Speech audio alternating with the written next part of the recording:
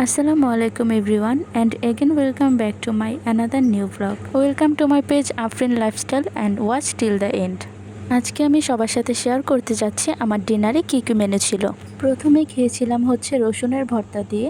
খাওয়ার শুরুতেই যদি যে কোনো একটা ভর্তা পাওয়া যায় তাহলে পুরো খাওয়াটাই একদম জমে যায়। তো ঝাল ঝাল রসুনের ভর্তা দিয়ে ভাত খাওয়ার পর নিয়েছি হচ্ছে আলু ভর্তা। আজকে 2 রকমের ভর্তা আইটেম ছিল। আলু ভর্তাটাও একটু ঝাল ঝাল হয়েছিল, তার সাথে আমি একটু রসুনের ভর্তা মিক্স করে হচ্ছে খাচ্ছিলাম। এই দুইটার কম্বিনেশনটা অনেক বেশি মজা লেগেছিল। তারপরে যে খাবারটা ছিল সেটা আমার জন্য অনেক বিপজ্জনক, কেননা আমি একজন অ্যালার্জির রোগী। তো যাদের অ্যালার্জি তারা নিশ্চয়ই সবাই জানো যে পুঁইশাক কতটা বিপজ্জনক। সাথে আছে আবার চিংড়ি মাছ, এটা তো আরও বেশি বিপজ্জনক। কিন্তু পুঁইশাকটা অনেক বেশি মজার ছিল, কেননা এটা আমাদের বাড়িতে নিজেদের লাগানো পুঁইশাক ছিল, একদম টাটকা। সাথে হচ্ছে আম্মু ছোট ছোট করে আলু কেটে দিয়েছিল, এটা আমার অনেক বেশি ভালো লাগে।